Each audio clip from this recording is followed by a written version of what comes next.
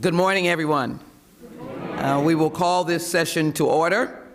I am delighted to be joined by any number of members whose names I will call, but let me acknowledge the IWCC co-chairs, and this is our Iranian Women's Congressional Caucus, Chair Congresswoman Sheila Jackson Lee and co-chair Representative Nancy Mace, and the Iran Human Rights and Democracy Caucus, co-chairs Representative Steve Cohen and Representative Tom McClintock, who you are looking at right now. And we will begin with my opening remarks and the opening remarks of Congresswoman Mace, who is here shortly. And let us emphasize this is a very important moment here in the United States Capitol on the Hill on this day, May 18th, 2023. Thank you for your patience. Thank you for your expression of influence, importance, heart commitment, and the recognition that those whose lives have been lost will never be forgotten. To all of you who have expressed and experienced pain of lost loved ones in the fight for freedom, we offer to you our combined commitment to a free Iran. And so we are very grateful of your presence here today. And I will begin by welcoming all of you and indicating that we must collectively in the Iranian diaspora, all Iranians who are here expressing their desire for freedom and those around the world. As founder and co-chair of the Iranian Women's Congressional Caucus, I'm honored to be here today to hold the first joint meeting of the newly formed Iranian Congressional Caucus, and pleased to be here with the Iran Human Rights and Democracy Caucus on the situation of women and human rights in Iran and what Congress can do to help the Iranian people achieve their freedom.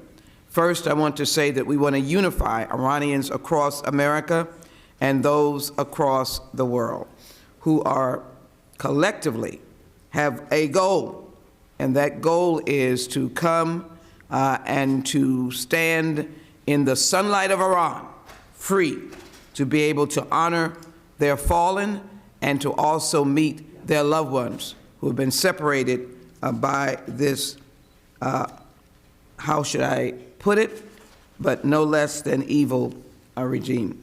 I'm pleased to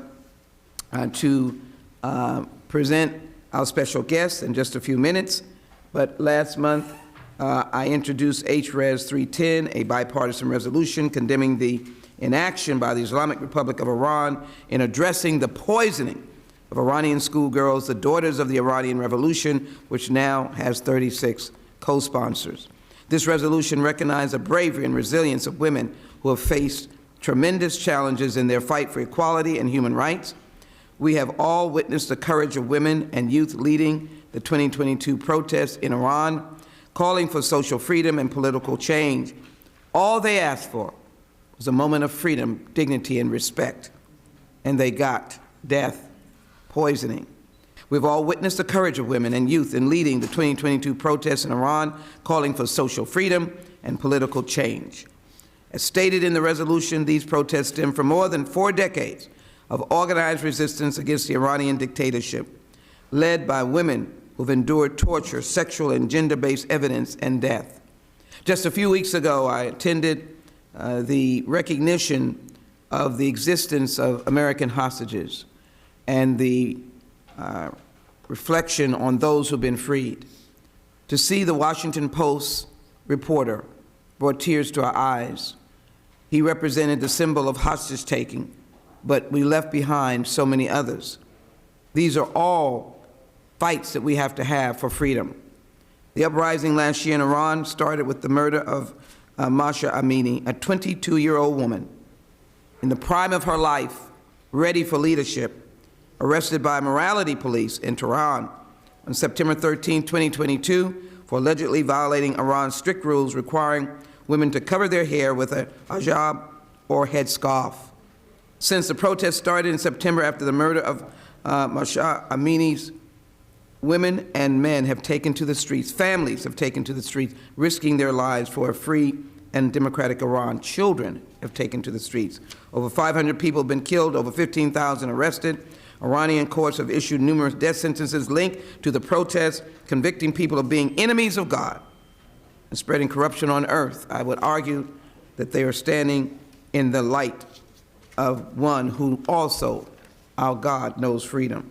As a longtime advocate and fighter for justice and equality, I'm inspired by the ongoing revolution led by Iranian women, and I cannot say more about all of you who have come to know, as someone said, over 25 years, never giving up, as our famous civil rights and congressman said, and never giving in and never giving out, continuing to have the spirit of fight, and remembering those who cannot speak for themselves. That is why we're here, to speak for those who cannot speak for themselves.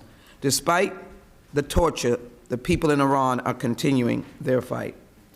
And so I wish to join in all that are here, acknowledge my colleagues that have come, and want to make sure that all of them are in fact acknowledged.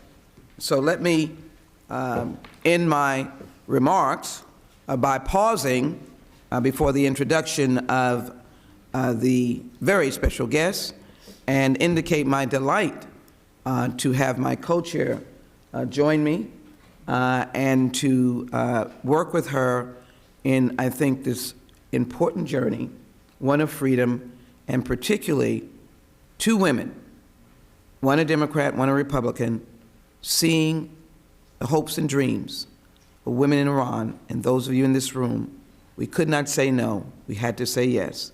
I welcome the co-chair of the Iranian Women Congressional Caucus, and that is Representative Mace of North Carolina. South Carolina. I always put you in North Carolina. They're very close. I do. And I want to make sure that Mr. Gooden is recognized as well. Thank you so very much for your presence here today. I yield.